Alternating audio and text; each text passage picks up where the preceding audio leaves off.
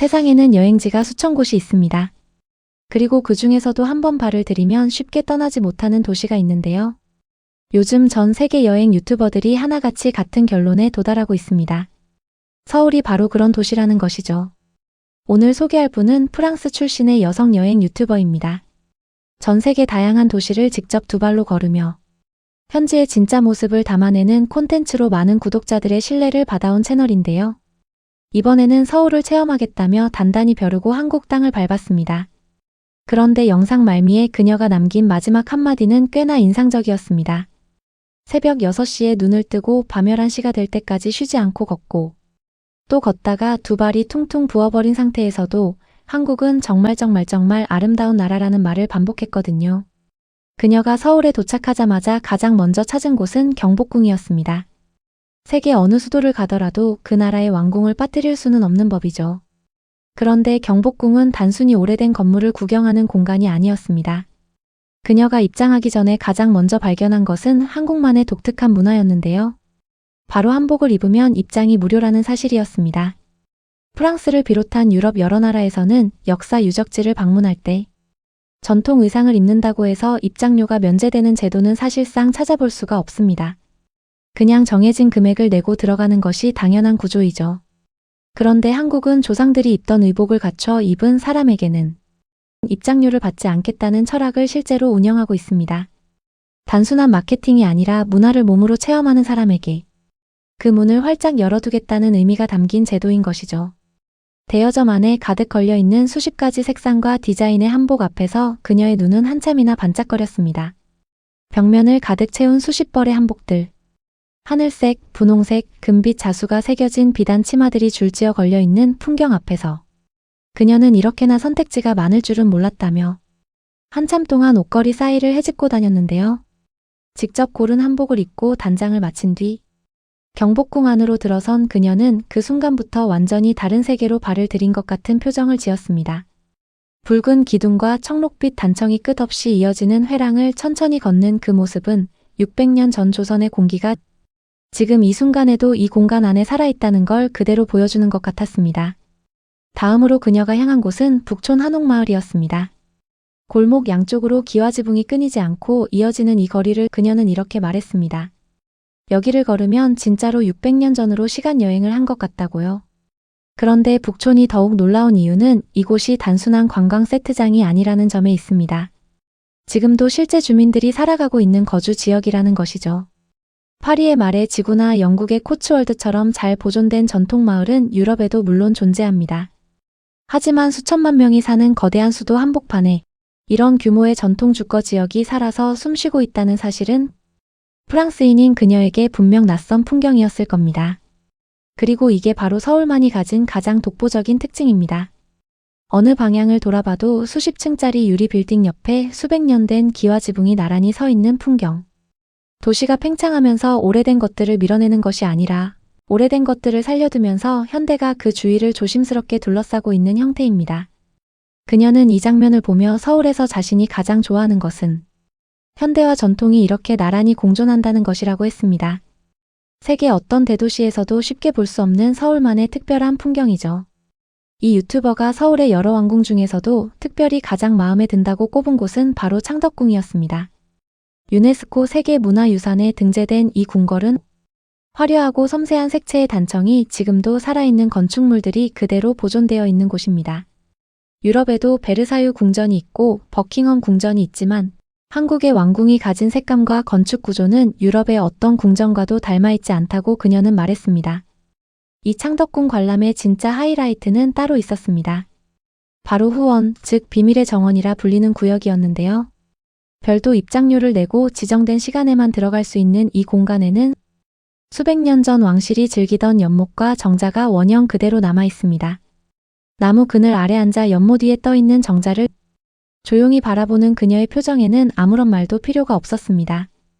유럽의 어떤 관광지에서도 재현할 수 없는 서울만의 경험이었을 것입니다. 그녀가 다음으로 향한 곳은 덕수궁이었습니다. 앞서 둘러본 경복궁이나 창덕궁과는 분위기가 사뭇 달랐는데요. 원래 왕궁으로 지어진 곳이 아니라 전쟁으로 인해 급하게 왕실의 임시 거처가 된 곳이다 보니 구조 자체가 다른 궁궐들과는 확연히 다른 느낌을 줍니다. 그럼에도 곳곳에 정자와 정각들은 섬세하게 장식되어 있고 무엇보다 관람객이 훨씬 적어 여유롭게 둘러볼 수 있다는 점이 이 유튜버의 마음을 사로잡았습니다. 북적이는 인파 없이 조용히 궁궐 안을 거닐 수 있는 그 한적함 자체가 덕수궁만의 특별한 매력이었던 것이죠. 다음 날 이 유튜버는 명동 한복판을 걷다 예상치 못한 풍경과 마주치게 됩니다. 수많은 쇼핑 브랜드 간판들 사이로 갑자기 웅장한 고딕 양식의 건물이 나타나는데요. 그것은 바로 명동성당이었습니다. 그녀는 성당 앞에 서자마자 발걸음을 멈추고 한참을 올려다봤습니다. 번화한 상업지구 한가운데에 이런 건축물이 자리하고 있다는 사실 자체가 신기했던 것이죠. 내부로 들어서면 높게 솟아오른 아치형 천장과 스테인드 글라스가 만들어내는 빛의 조화가 압도적인데요. 쇼핑과 먹거리로 정신없이 돌아가는 명동의 분위기와는 전혀 다른 고요함이 그 안에 있었습니다. 그녀의 다음 행선지는 봉은사였습니다. 입구에 들어서자마자 수천 개의 하얀 연등이 길게 늘어선 길이 펼쳐졌습니다. 바깥의 도시 소음이 거짓말처럼 사라지고 전혀 다른 공기가 느껴지는 그 순간, 그녀는 한동안 그 자리에 멈춰 서서 아무 말도 하지 못했습니다. 전 세계를 통틀어 어디에서 도심 한가운데 천년의 고요함을 만날 수 있을까요? 그게 서울이고 그게 대한민국입니다.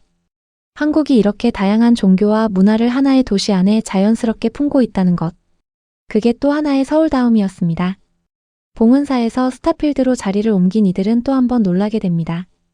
코엑스몰에는 내부의 별마당 도서관이라는 독특한 공간을 품고 있는데요. 천장에 닿을 듯한 거대한 서가가 압도적인 규모로 펼쳐지는 이 도서관을 보며 그녀는 크기 자체가 비현실적이라고 표현했습니다. 대형 쇼핑몰 한가운데에 이런 도서관이 있다는 것, 그리고 그 안에서 실제로 사람들이 공부를 하고 책을 읽고 있다는 사실 자체가 그녀에게는 충격으로 다가왔던 것이죠. 프랑스의 쇼핑몰에서 이런 풍경은 상상하기 어렵습니다. 그리고 이 유튜버는 롯데월드타워로 이동합니다. 123층, 높이 555m. 숫자만으로도 압도적인 이 건물의 전망대에 올라서는 순간 그녀는 창유리에 손을 짚은 채 한동안 아무 말도 꺼내지 못했는데요. 발 아래로 서울 전체가 한눈에 펼쳐지는 그 풍경은 사진으로는 도저히 담아낼 수 없는 규모였습니다. 거기에 더해 투명한 유리 바닥 위에 서서 수백 미터 아래를 내려다보는 체험까지 더해지자 그녀의 표정은 완전히 굳어버리고 말았는데요. 이 높이에서 내려다본 서울의 크기는 이 도시가 얼마나 대단한 곳인지를 말보다 훨씬 정직하게 보여주고 있었습니다. 바로 옆 롯데월드까지 구경하고 나서 이 유튜버가 진지한 표정으로 찾아간 곳이 있었습니다. 바로 용산에 위치한 전쟁기념관이었는데요. 한국 전쟁의 역사를 기록하고 기억하기 위해 세워진 이 공간은 단순한 박물관이 아닙니다. 1950년 발발해 한반도를 둘로 갈라놓은 그 전쟁의 상흔이 고스란히 담겨 있는 곳이죠. 야외에 전시된 거대한 전투기와 탱크들 앞에서 그녀는 카메라를 들면서도 쉽게 말을 잇지 못했습니다. 불과 70여 년 전 이 땅에서 벌어진 일들이 지금의 서울을 만들어냈다는 사실. K-팝과 한복과 맛있는 음식으로 빛나는 이 도시의 이면에 그런 역사가 있다는 것을 이 유튜버는 조용히 기억하고 싶었던 것 같습니다. 그리고 이 여행의 마지막 행선지는 남산의 엔서울타워였습니다. 케이블카를 타고 올라가던 중 창밖으로 펼쳐지는 짙은 초록빛 남산숲을 바라보며 동반자는 한동안 말을 잃었습니다. 서울이라는 천만 인구의 거대한 도시 한가운데에 이렇게 울창한 산이 자리하고 있다는 사실 자체가 놀라움이었던 것이죠. 뉴욕에도 런던에도 파리에도 이런 풍경은 없습니다. 도심 속에 산이 있고 그 산 정상에서 야경을 내려다볼 수 있는 도시는 서울이 유일하다고 해도 과언이 아닐 겁니다. 새벽 6시에 눈을 뜨고 자정이 가까워서야 숙소로 돌아오는 일정을 반복하면서도 이 유튜버는 결국 계획했던 여행지를 전부 다 돌아볼 수 있었습니다. 지쳐서 웃음이 나오는 얼굴로 그녀는 카메라 앞에서 이렇게 말했습니다. 한국은 진짜 아름다운 나라인데 문제가 딱 하나 있다면 볼 것이 너무 많다는 것뿐이라고요. 볼 것이 넘쳐서 문제가 되는 나라. 가봐야 할 곳이 많아서 발이 아픈 나라. 그리고 그 발이 아프게 돌아다니면서도 자꾸만 또 오고 싶어지는 나라. 어쩌면 지금 전 세계가 한국을 향해 감탄하는 이유는 바로 그 단순한 사실 하나로 이미 설명이 다 되는 것 같습니다.